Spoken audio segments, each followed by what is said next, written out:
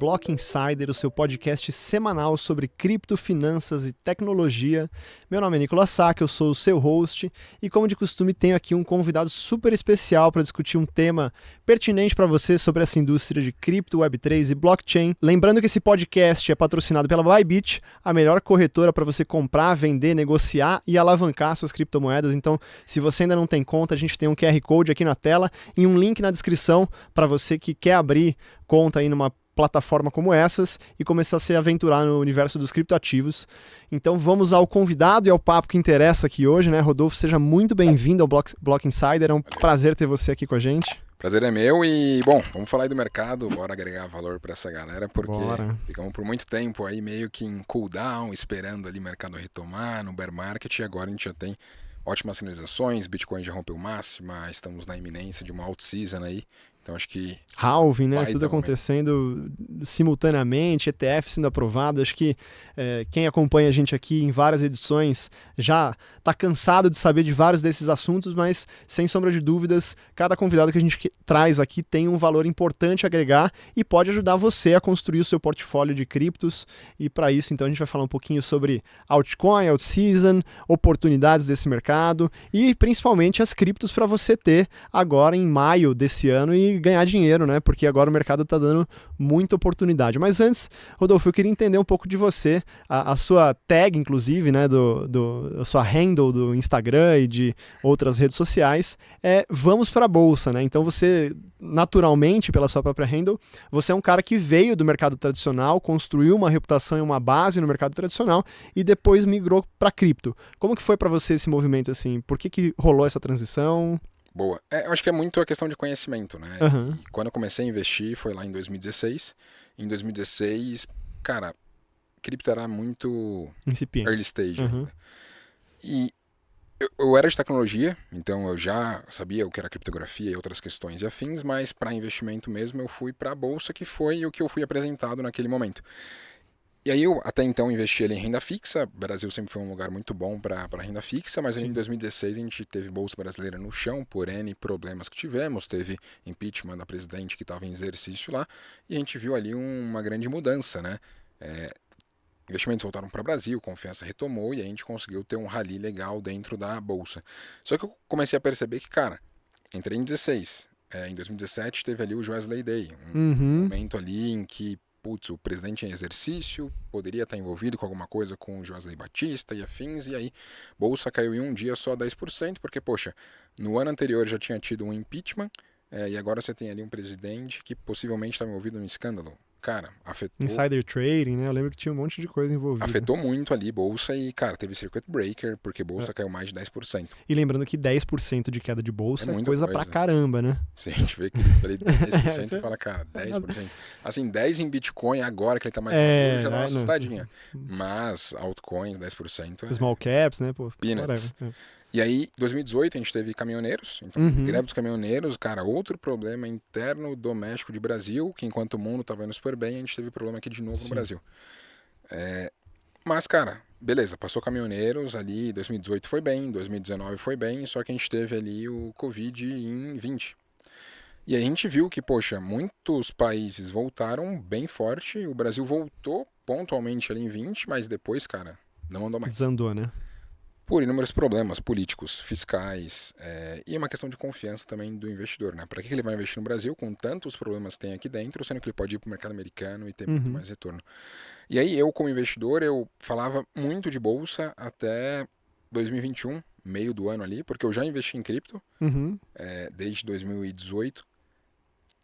Fui aumentando ali a minha exposição ao longo do tempo, só que em 2021 eu conheci o DeFi, o mundo das finanças descentralizadas. Então eu via que eu poderia dar utilidade para as criptomoedas. Então eu não teria só um Bitcoin, um Ethereum, como um hold na minha carteira, como eu comprava ali uma ação e mantinha sob custódia de uma corretora. Eu pegava essa criptomoeda, colocava para uma carteira de minha custódia e poderia interagir ali com aplicativos para fazer pool de liquidez, para usar essa criptomoeda como garantia para tomar empréstimos e N outras coisas. E aí eu comecei a aumentar mais a minha exposição cripto por conta disso, por conta do DeFi, porque a oscilação cripto, a valorização possível que você tem é muito boa. As quedas são mais complicadas. Entretanto, se você tem uma ferramenta que, se o mercado está subindo ou caindo, ela te gera renda, isso te deixa muito mais tranquilo. Sim.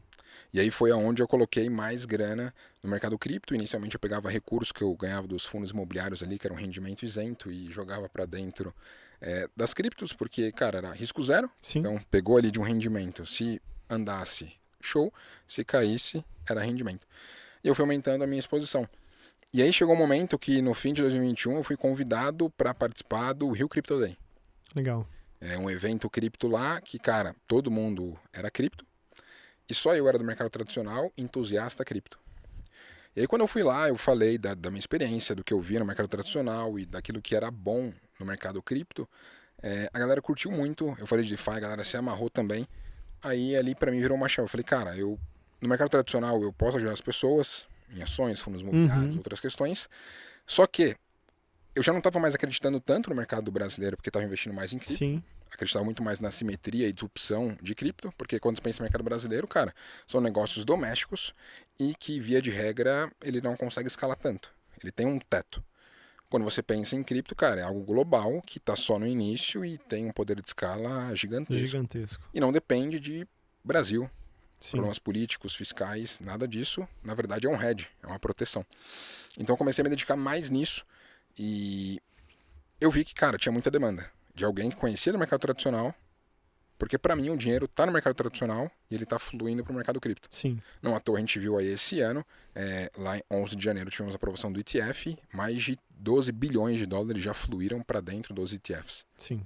Então, assim, tem muito apego. Em poucos meses, né, cara? Acho que é importante frisar isso. Tem muito apego aí do investidor, ele tá olhando para isso. BlackRock, Fidelity, todo mundo tá fazendo muita propaganda, então vai aumentar certamente essa quantidade aí de investidores. Foi o ativo que mais rápido atingiu 10 bilhões de dólares de Asset Under Management. Então, foi o ETF que cresceu mais rápido de toda a indústria. Da história, então, né? BlackRock tá super feliz com isso. Podemos ter ali ETF o investidor cripto também, né? Podemos ter ali também a própria questão do ETF de Ethereum. Sim, agora em maio, né? Aí você viu também Hong Kong aprovando o ETF. Cara, a China já baniu ali 11 vezes criptomoedas e agora eles dão um green light para você ter ali ETF de Bitcoin e Ethereum. Instrumentos regulados, né, de acesso ao mercado. Então, assim, o investidor ele está olhando para alternativas. E a gente está num mundo que tem muito conflito. Muito conflito. Seja Rússia e Ucrânia, seja ali no Oriente Médio. Israel, com Gaza. Cara, né? muitos problemas, muitos conflitos, ouro perto das máximas, e aí o Bitcoin é tido aí como um ouro digital, e os investidores estão olhando cada vez mais para isso. O próprio Larry Fink, né, o CEO da BlackRock, fala que é um safe haven. E, cara, tá se provando nesse sentido, né? Tanto que eu não imaginava que, por exemplo, o Bitcoin, antes do halving, teria uma máxima histórica. Sim. A gente esperava ali, poxa, depois do evento tal, ele rompeu os 69, mas não, conseguiu romper antes, dado a demanda, a procura e afins. Só que nesse contexto, nesse sentido, eu ainda fico muito tranquilo em relação ao timing cripto, porque, cara, a gente está só no começo desse ciclo de alta. A gente passou por períodos ali super complicados, de 21, 2022, o mundo todo caiu. 2023 a gente teve também o mercado sofrendo muito. Sem contar os problemas idiosincráticos específicos do mercado cripto ligados a FTX, né? Sim. Alameda Research. Em março do ano passado, Anchor, teve DPEG de USDC, tiveram inúmeros Terra problemas. Luna, né, cara? Muita coisa. Tiveram muitos problemas, mas, cara, o mercado saiu muito mais resiliente em relação a tudo isso. Foi a limpeza necessária para o mercado poder voltar a prosperar, e não à toa você teve a aprovação dos ETFs depois desses acontecimentos, né? Teve lá a Binance tomando multa de 4 bilhões de dólares, então, assim, limpou. E aí teve espaço para, de fato, as coisas melhorarem. E para mim, esse vai ser o último grande ciclo de alta cripto, proporcionalmente e financeiramente falando, do que os anteriores. Porque é aquilo, né? A gente tem marcos no mercado cripto, que é o halving. Era 4 anos ali, 210 mil blocos minerados, tem ali o halving. Cara, a gente está agora em um cenário em que institucional entrou. Então, tipo, agora que ele entrou. Entrou de verdade, né? Com veículos aprovados e afins, e agora que ele pode divulgar, fazer anúncios para catalisar investidores, porque ele ganha em cima do Asset Under Management, em cima da galera que deixa recurso lá dentro. Quanto mais crescer, mais ele vai ganhar dinheiro. E aí a gente tem um momento agora que, o mercado cripto ficou amassado, por mais que Bitcoin ali rompeu máxima esse ano. Muitos projetos não fizeram isso, muitas altcoins não romperam máxima, o próprio Ethereum não rompeu máxima. e você tem dinheiro novo entrando forte. Sim. E a cada vez que a gente tem esse ciclo de mercado, né, ele sobe, uma galera conhece, aí o mercado cai, muita gente sai. Só que ele sai já conhecendo cripto. Depois, quando volta lá para as máximas, a galera volta de novo, né? Os zumbis começam a aparecer aí. Só que cada vez que tem ciclos, mais pessoas são inseridas nesse mercado. E vão ficando, né? Por diferentes motivos. E a gente está num mundo que, cara, é extremamente conectado. As pessoas estão cada vez mais nas redes sociais, estão cada vez mais no celular, estão cada vez mais no computador. Então, você tem um dinheiro que ele funciona pela internet, e as pessoas elas se empoderarem no sentido de não precisar deixar a custódia da grana delas em algum lugar, ela pode ter a própria custódia, isso é um nível de liberdade que a gente não tinha até então. Então, para mim, a gente está em um cenário que, cara, tem muito espaço para crescimento, evidentemente que não sobe em linha reta, teremos solavancos, e para mim solavancos são boas oportunidades, e um bull market, né? Toda correção é oportunidade de compra, então dosando bem ali a sua carteira, tendo uma boa base em Bitcoin e Ethereum, tendo ali exposição em altcoins, tendo ali reservas, usando estratégias como DeFi, acho que você passa super bem.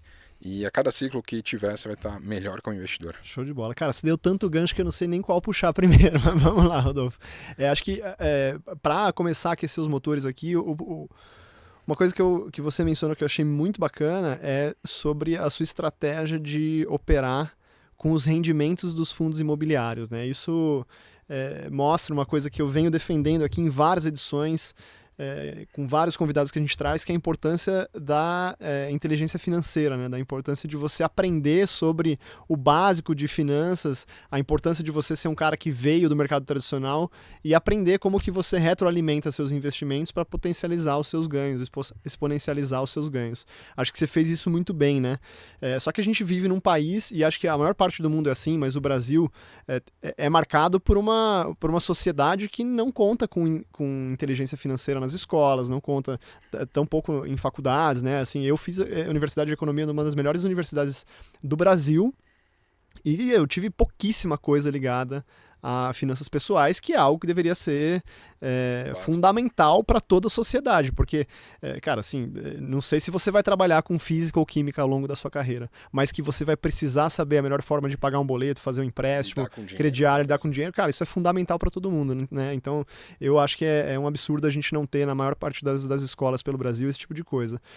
Mas, assim, se você puder trazer um pouco desse teu aprendizado assim, e ferramentas que as pessoas podem usar para aumentar a sua própria inteligência financeira na hora de tomar decisões de investimento, inclusive para poder capitalizar aí mais em cripto, ter mais possibilidade, mais poder aquisitivo, né, para aumentar portfólio. O que você recomendaria? O que você daria como dica? Acho que à medida que o tempo passa e você tem mais experiência, você começa a entender um pouco das coisas. Eu acho que as pessoas elas não têm esse tipo de conhecimento porque os governos não querem.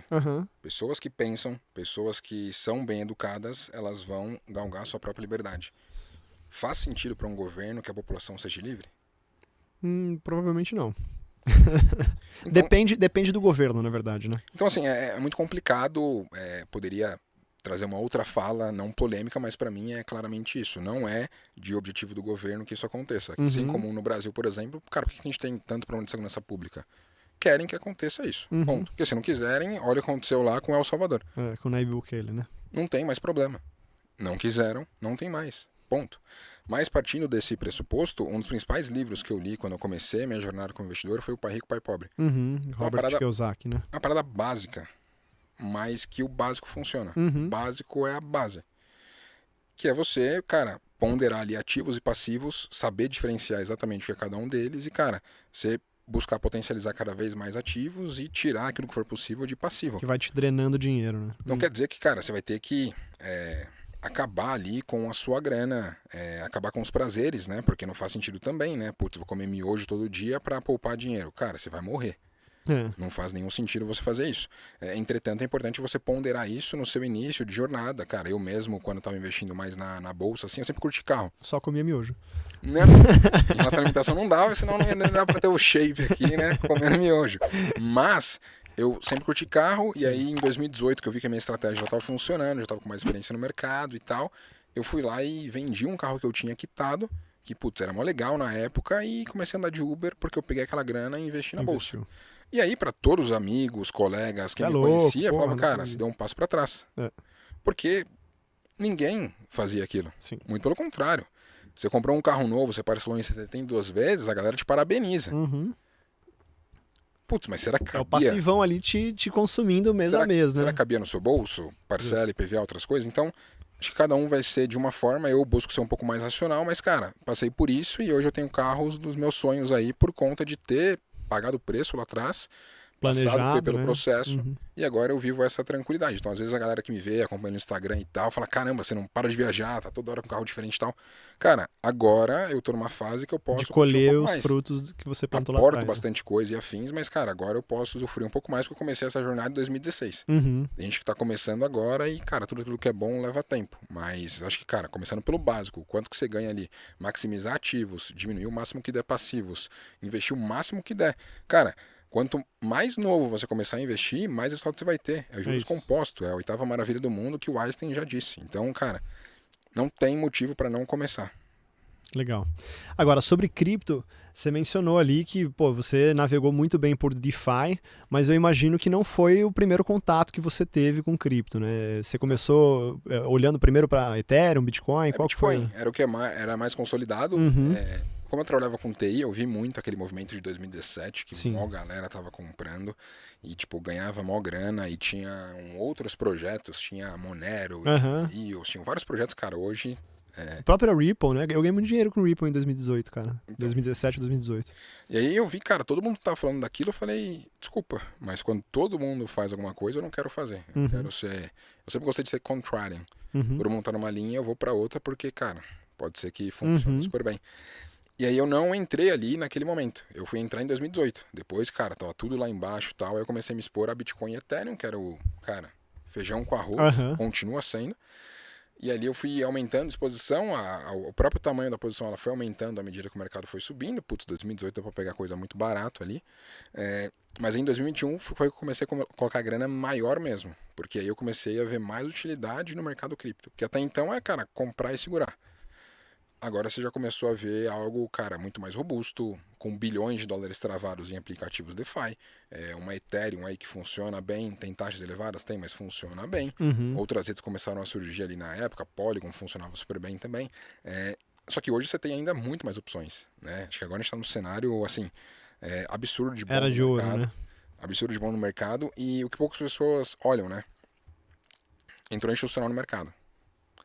Entrou com Bitcoin. O que o institucional sabe fazer no mercado cripto que já existia no mercado tradicional? Vai ser metaverso? Vai ser NFT? Vai ser games? Ou eles vão entrar no DeFi? Parece o caminho mais óbvio, né? Porque ele tem uma plataforma deles ali, uma ave. Apesar, cara, que até certo ponto eu discordo de você, porque o institucional mesmo, ele pode entrar de maneira indireta, né?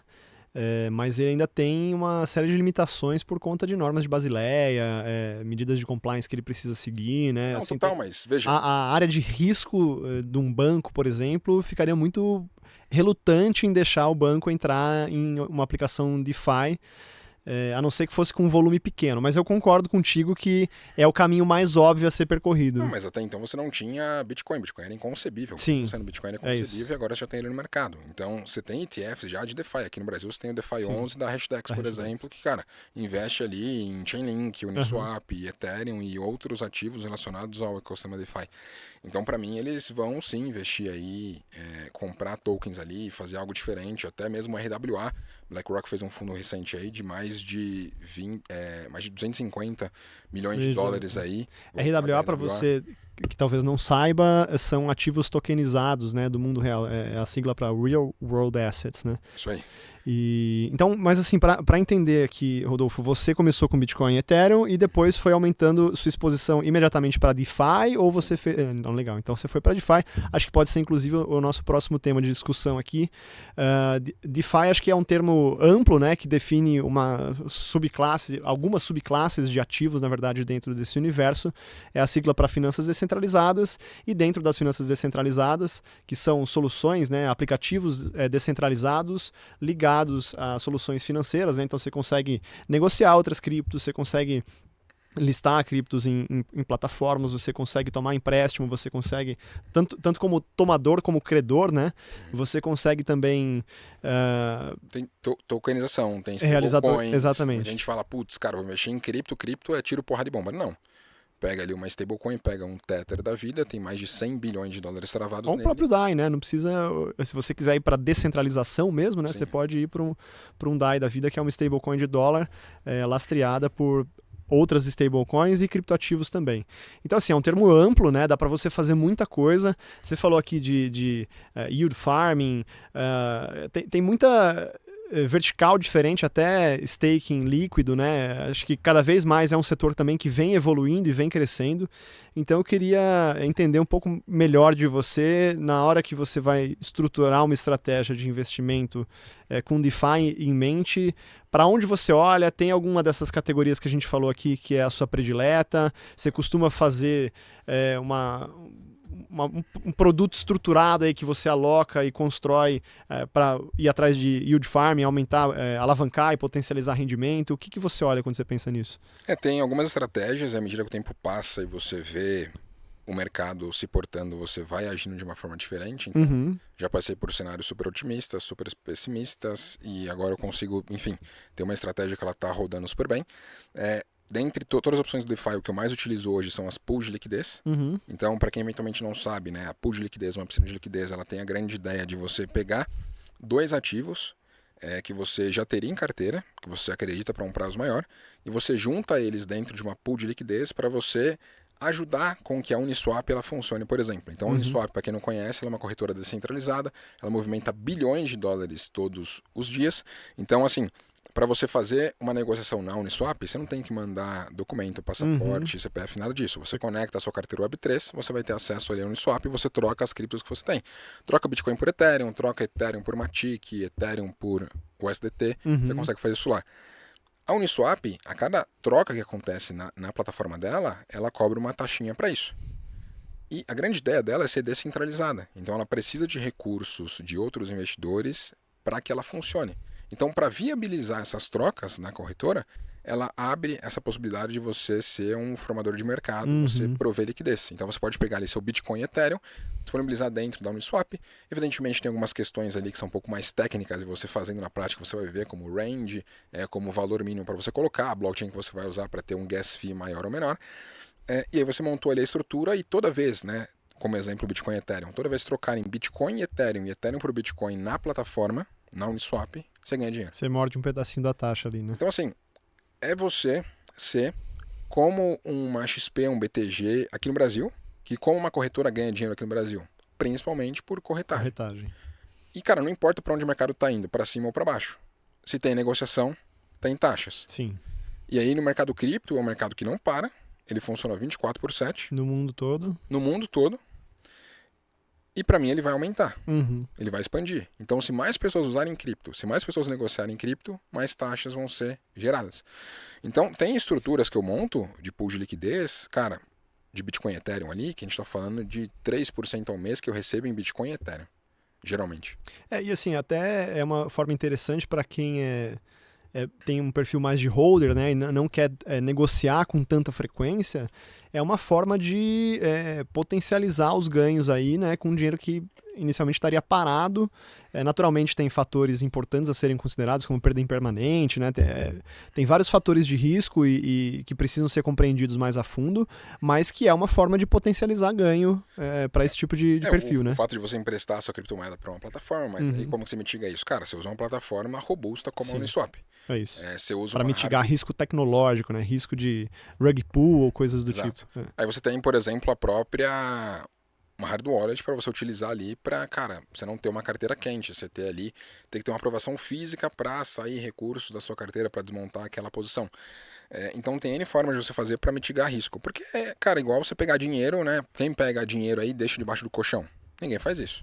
Todo mundo dá utilidade pro dinheiro.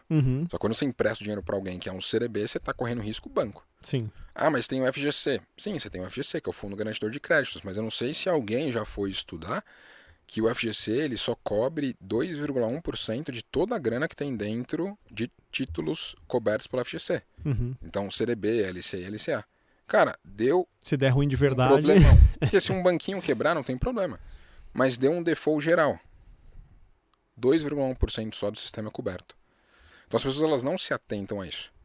E aí, muito do risco vai muito do quanto você conhece. E provavelmente vai ser first come, first serve, né? O primeiro que chegar ali para sacar vai ser o que vai receber, o resto vai ficar na pendura.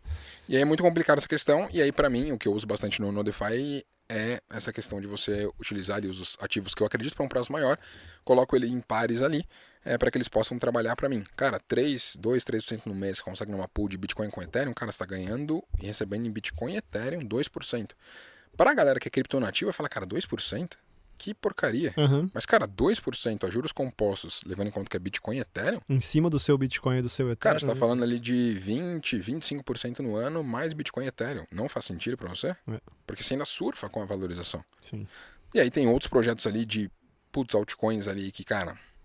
agora a gente tem a questão de liquid staking, a gente tem Pendle, que funciona como marketplace ali, que vai apontar para a galera fazer os depósitos ali de Ethereum em várias plataformas, e algumas delas são até incentivadas e estão tendo airdrops. E a galera está fazendo isso muito forte, tanto que Pendle no início do ano ela tinha de TVL, né, que são recursos travados na plataforma, algo como próximo, garantia, né? Algo próximo ali de 150 milhões de dólares, e agora ela já está acima dos 4. Então, tipo, ela cresceu muito, o token dela cresceu muito, a galera negocia muito.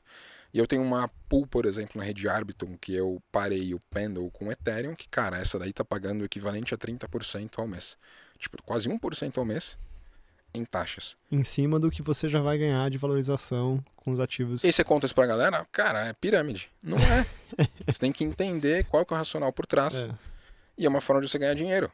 Cara, o quanto que as corretoras ganham porque no dinheiro. final das contas você está sendo, é o que você falou, você está sendo um provedor de liquidez, né? Sim. Quem geralmente fala que é pirâmide é porque não entende o papel do market maker no mercado financeiro tradicional, por exemplo. É um cara que está realmente ganhando o tempo todo com o spread que existe entre ponta compradora e ponta vendedora, com a diferença de que nesse tipo de ferramenta mais centralizada, você tem um order book e no caso dos aplicativos de finanças descentralizadas, né, as corretoras descentralizadas, você tem os pools de liquidez, né? É um conceito um pouco diferente, mas a ideia da remuneração é a mesma, né? Você está formando o mercado, você está trazendo liquidez e por conta disso você merece ser remunerado, né? Total.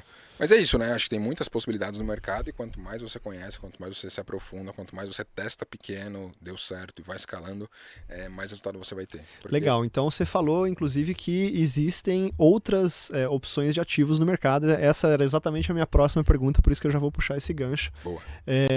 Então a gente falou aqui de DeFi, né? Falou de ativos ligados a esse mercado, falamos de liquid stake, enfim, acho que é um mar azul isso aí para quem gosta, né, e quer se aprofundar. Existe realmente chance de potencializar bastante os ganhos. Acho que existe um risco inerente a DeFi, que é importante a gente mencionar aqui, que é o risco regulatório, que eu acho que agora que teve a aprovação do ETF de Bitcoin nos Estados Unidos, e a gente fez essa limpa, a SEC, né, no caso, fez essa limpa no mercado lá nos Estados Unidos, com Binance, com FTX e todas essas outras participantes de mercado, eu acho que existe uma próxima fruta a ser caçada nesse pé aí que está embaixo, né, low hanging fruit, que a gente fala, que são os aplicativos de DeFi. Eu acho que existe esse risco, eu acho que é importante a gente mencionar aqui para que quem nos assiste tenha essa consciência, mas o mercado cripto vai muito além de Bitcoin, Ether e DeFi, né? Então, olhando para além dessa fronteira que a gente traçou aqui, o que você vê de oportunidade, ativo que você gosta? Assim, tem algumas linhas para serem seguidas. Uhum. Tá? Eu gosto muito de DeFi. Dentro de DeFi você destrincha em muitas coisas, mas para mim tem 3 grandes segmentos que para mim está muito claro a demanda para eles. Primeiro é a inteligência artificial. Uhum. Dizem aí que essa vai ser uma revolução maior do que foi a internet, e eu particularmente acredito nisso. Sim. Quantas pessoas médias aí você tem no mundo que eventualmente não se qualificam, levam o emprego pela barriga e tal, e cara, já você pode ser substituído por uma máquina, por uma inteligência artificial que muito vai mais fazer rápido e barato que você. aquele trabalho repetitivo que você fazia. Então isso pode ser bom para as pessoas porque vai sobrar mais tempo para elas, mas para quem não estava qualificado, cara, vai perder espaço. E aí você tem alguns tokens que estão relacionados a isso. Então, tipo, a gente viu a NVIDIA no mercado americano andando super bem. Tem projetos no mercado cripto aí como Render e Bitensor que estão se destacando muito nessa questão de inteligência artificial. GPU, né? Isso aí. Que é, por exemplo, a render, você ao invés de ter que ter ali uma máquina com as GPUs, com as placas, por exemplo, da NVIDIA super forte para funcionar, você pode comprar o token render e pagar para uma renderização de uma forma descentralizada. Como, por exemplo, as pessoas usam aí nuvem, né? O espaço aí que você tem no seu celular, por exemplo, eventualmente você não usa inteiro do hardware, você usa ali alguma coisa para fazer o backup, por exemplo. Sim. Backup está onde? Na nuvem. E aí você terceiriza um serviço da Microsoft, da Google, da Apple, Amazon Web Services para isso. Então, inteligência artificial para mim, cara... Mas isso são modelos centralizados, né? No caso da render que você está falando, são modelos descentralizados de computadores que estão parados e tem ali a placa de processamento gráfico, tem o software instalado e oferecem o processamento gráfico como opção e recebem em remuneração o token render. É uma forma de mineração. Você disponibiliza o seu GPU, à medida que usam o seu GPU, usam a sua placa, você recebe no token render. Então, para mim é interessante. Uma outra questão cripto também que é muito forte é a parte de games. Poxa, a gente viu Axie Infinity no último boom, mas não era um jogo tão legal. A galera jogava por conta de SLP, por conta da grana que tinha ali. Mas agora você já tem jogos bem melhores aí que estão sendo desenvolvidos e, para mim, essa parte de games ela só cresce. As pessoas, enfim, querem muito mais ficar em casa do que, sei lá, sair para jogar bola, que aqui no Brasil... Na minha idade era o que eu queria fazer, mas o pessoal mais adolescente tal quer ficar travado jogando joguinhos tal e, enfim, tem um addressable market absurdo para isso. Já é um mercado enorme, né? A diferença é que por meio dos ativos de descentralização você consegue comer uma fatia disso junto com as grandes indústrias, né? Então, e pensa também os próprios... Cara, antigamente você olhava para a Olimpíada, você via lá o Bolt correndo, você via ali o Phelps nadando. E a galera acompanha aí, joga os campeonatos de LoL e tal, e tipo, o ídolo da pessoa é um carinha nerdzinho que tá streamer, atrás do computador. E tudo bem com isso, a sociedade ela vai mudar. Mas será que essa pessoa, esse streamer aí, no que ele vai investir? Se ele é tão tech, será que ele não vai migrar a grana dele mais para um dinheiro digital? E vai utilizar funcionalidades aí? E gaming sempre foi um proxy de adoção tecnológica, né? Para várias frentes. Primeiro por ser algo naturalmente tecnológico, né? Você joga dentro do computador.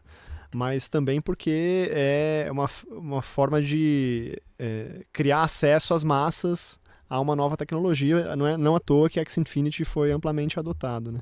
Sim. E aí esse ano também a gente tem uma tese aí que está andando super bem, já andou mais de 150% os tokens que estão relacionados a isso, que é a RWA.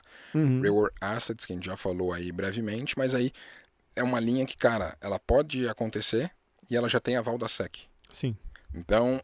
Por exemplo, né, em Real World Assets, você tem ali a questão de você pegar bonds americanos e você comprar esses bonds americanos com recursos que você captou em cripto e você passa a rentabilidade para os investidores do que esse título público americano render. Então agora a gente está no cenário de juros lá nos Estados Unidos entre 5,25 e 5,50. Cara, você pode investir como a Maker faz isso, pega o caixa que ela tem, investe em bonds americanos. O que gerar de rendimento é distribuído entre os token holders. Ela pode distribuir ou não distribuir. Só no ano passado ela conseguiu mais de 100 milhões de dólares. Só nisso. 80% da receita de Maker foi do RWA que ela usa. E eles não distribuem o montante total, né, dessa receita. A parte fica com a fundação, né? Então, mas a fundação ela tem um teto de 50 milhões de dólares em treasuries, que seria uma reserva deles ali. Passando disso, eles recompram o token maker. Entendi. Então é como se fosse uma recompra de ações que você tem ali na Apple. Por exemplo, você vai ter dentro de maker.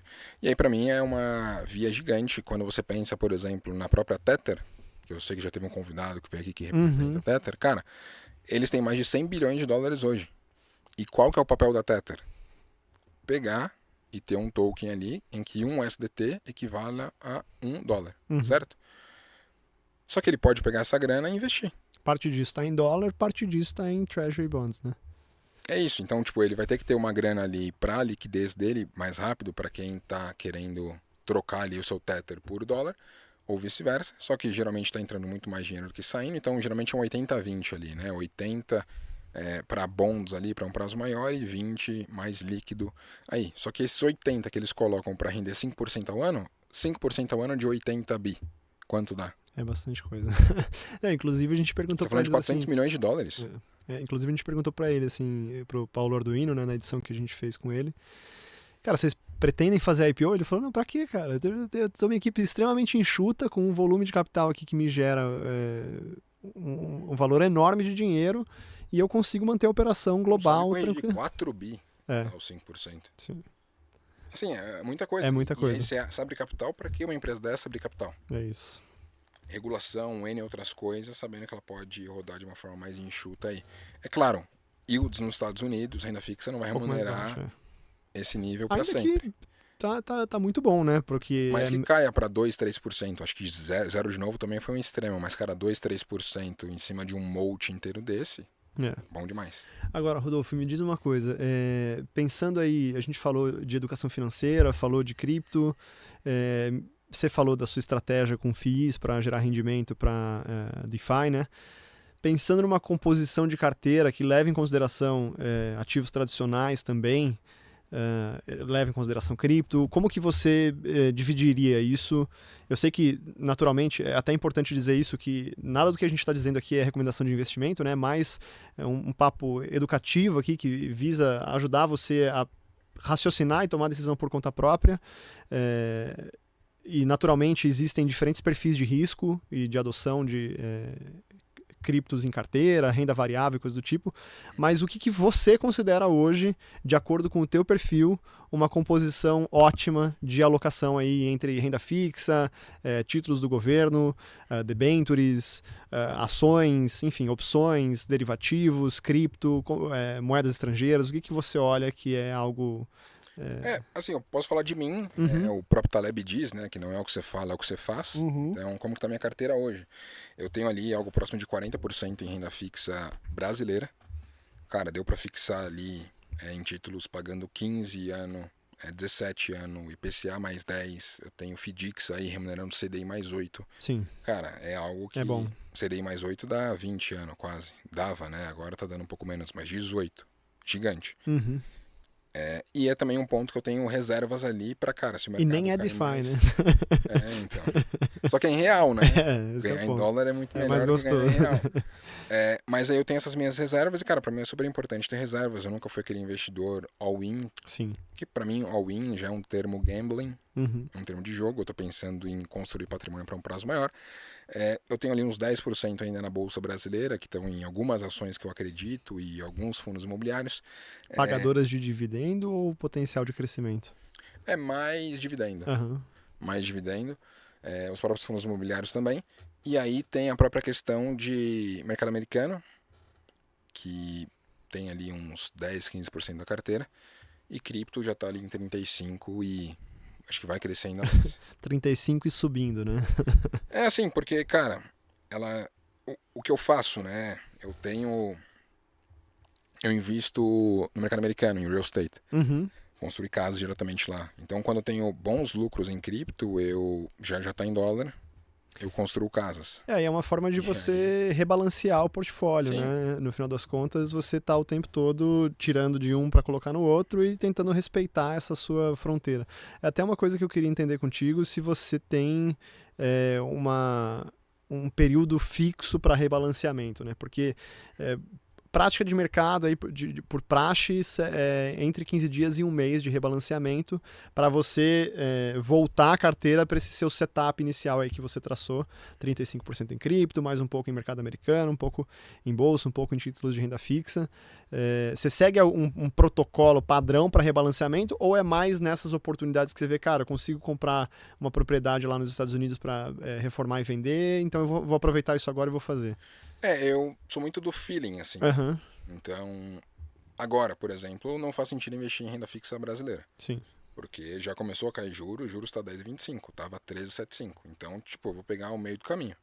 Não faz sentido agora. Então, o que diz respeito ao Brasil, não tem novidade em relação à renda fixa. Bolsa brasileira também, por mais que caia, enfim, é uma posição que eu quero ter ali, mas eu não quero aumentar ela. Ela vai sendo diluída ao longo do tempo. O mercado americano tem algumas opções para mim que são interessantes, como tesouros ali voltados para um prazo maior, tipo os 20 anos ali, com estresse teve no mercado, cara, pagando super bem, pagam dividendos mensais, a gente tá numa janela bem boa. E cripto, por mais que seja 35 hoje, cara, para mim ainda tá barato. Sim. E é onde eu estou fazendo mais aporte ainda, até em quedas que a gente teve aí nas últimas semanas. Então, eu sou muito de acompanhar o mercado, de validar ali o que está acontecendo e fazer ajustes pontuais nele, mas não com uma periodicidade, porque, sei lá, cada um mês eu vou começar a tirar dinheiro de Bitcoin. Mas, cara, quando o Bitcoin engata para subir, ele vai subir 1 mês, 2 meses, 3 meses, 4 meses. Cara, a gente viu de outubro para cá Bitcoin subindo. Então, em novembro eu já vou rebalancear e vender Bitcoin? Dá Não. pra esperar um pouquinho mais, né? Então, assim, não tem uma questão de timing. Porque o mercado ele pode ficar muito mais tempo no bear market do que eu espero, ou ele pode ficar muito mais tempo numa alta do que eu espero, ou menos. Então, eu não vou por tempo, eu vou mais por feeling, por rentabilidade que foi alcançada. Por exemplo, uma altcoin. Quando ela já dá 100% para mim, a ideia é tirar pelo menos o principal. Uhum. Porque todo o resto que ficar, se ela multiplicar mais, show. Ou pelo menos 50%, né? Porque aí você fica operando só com lucro. Não, exato. Então, mas 100% do capital investido. Então, se ela dobrou, se eu coloquei $10.000, foi para $20.000, tira $10.000. É o principal. $10.000 fica lá. Cara, veio a zero. Beleza, era lucro. Multiplicou para $50.000. Show de bola. Legal. É uma boa estratégia, cara. É o que a gente, inclusive, recomenda para os nossos assinantes. Boa. E, assim, olhando para cripto especificamente, né? A gente, de novo, tem um mar azul aí de possibilidades para alocação em cripto e existem vários subsetores dentro desse mercado. Assim, acho que para facilitar a resposta aqui, a alocação ideal entre Bitcoin e altcoins você vê como? Para mim, 50% Bitcoin e Ethereum, 30% altcoins e 20% reservas. Para mim, você tem que sempre ter reservas de caixa mesmo. Tether, em DAI, alguma coisa assim, para, cara, mercado cair, você ter grana. Porque de tempos em tempos o mercado cai. Liquidez para você aportar, né? E aí, tipo, cara, não, vou esperar quando isso acontecer, eu vou mandar Pix pra corretora tal. Cara, quando isso acontecer, pode ter problemas, como teve aí do Irã e tal. E aí, dólar que tava 5 foi pra 5,30. Tipo, você já paga um pedágio de 6%. Então, pra mim, já tem as reservas ali. Sim. Mas cara, não tá dando utilidade. Você pode pegar esses tethers que você tem, coloca numa plataforma como a Aave, ela te habilita a ter um colateral. Você colocou lá $20.000, por exemplo, você pode pegar, sei lá, $5, $10.000 emprestado em stablecoin, pagando 8, 10% ao ano e comprar Bitcoin e Ethereum. Alavanca ainda. Você dá uma utilidade. Ou compra um pouco menos, ou só deixa em carteira. Cara, tem N possibilidades. Mas para mim tem que ter reserva em cripto, porque o mercado ele cai, geralmente cai de fim de semana. Quando cai fim de semana, você não tem dólar, você não tem mercado aberto, você não tem nada. E problemas acontecem. Justo. Agora, a gente tem aqui, você falou de inteligência artificial, você falou de várias outras coisas. Eu queria entender, de todas essas, qual é a cripto hoje que mais está te chamando a atenção no momento? É que, no fim das contas, eu não falei sobre DeFi para Bitcoin. Mas DeFi para Bitcoin é uma parada para mim que, cara, pode ganhar. Tá crescendo bastante, né? Absurda. Você tem ali os Ordinals que vieram e afins, mas para mim o DeFi para Bitcoin é gigante. Porque quando a gente pensa no DeFi para Ethereum e demais L1 e uns L2, a gente está falando ali de 90 a 100 bit de dólar, a depender do momento de mercado. Levando em conta que o Bitcoin ele tem mais de 50% de dominância no mercado cripto. Então o Bitcoin é maior sozinho do que todo o resto.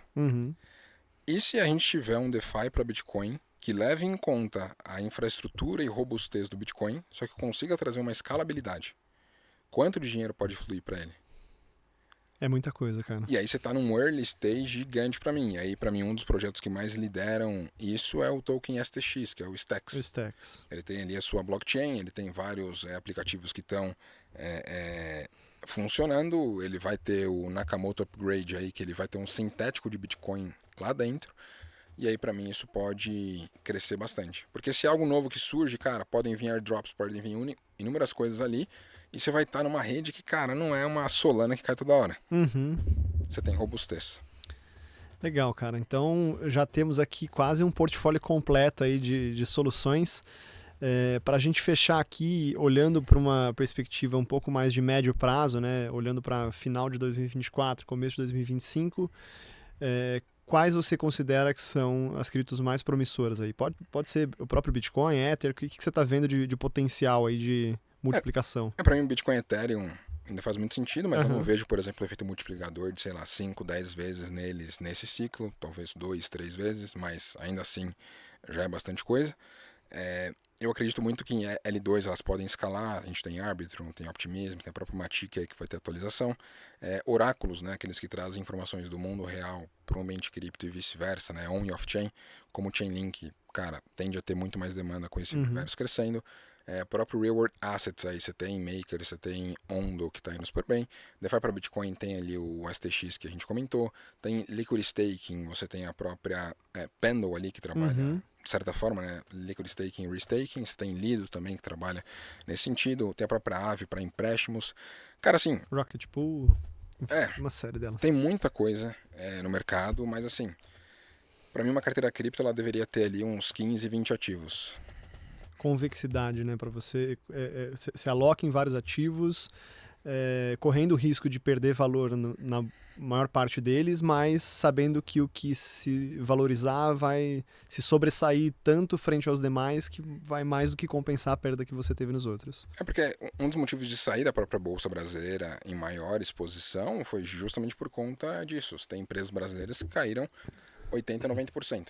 Varejo, principalmente. Tem criptos que no bear market caíram 80%, 90%. Só que cripto volta. Pode multiplicar várias vezes. E volta em dólar, né? Acho que esse é o ponto. A Bolsa Brasileira ainda não voltou em dólar. E as empresas brasileiras, tipo Magalu, que deu máxima, fez isso, multiplicou a grana da galera. Será que ela vai ter espaço agora, com tantos concorrentes para crescer?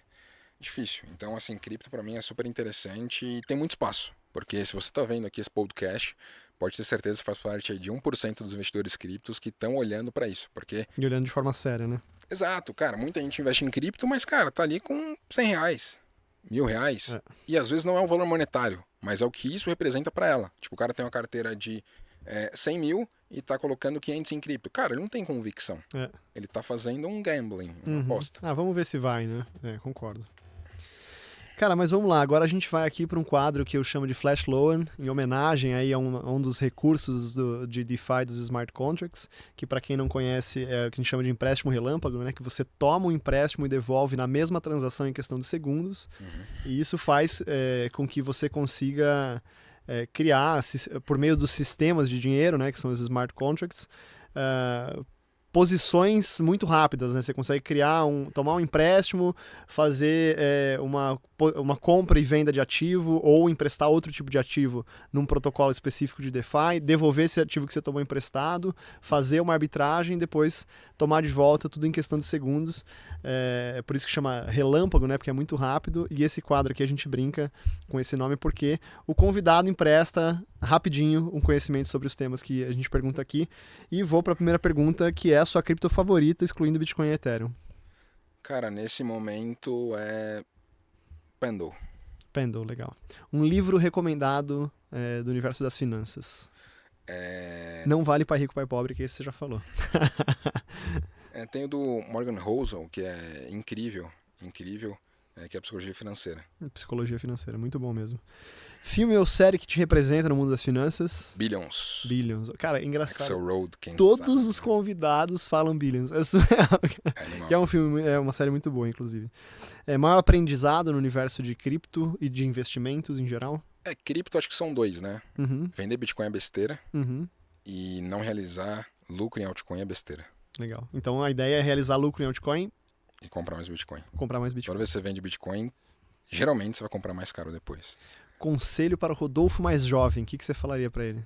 Também não vale, compra mais Bitcoin, isso é de praxe. Fala aí uma... Não, mas estudar o mercado cripto antes, porque eu comecei a fazer faculdade de TI ali em 2014.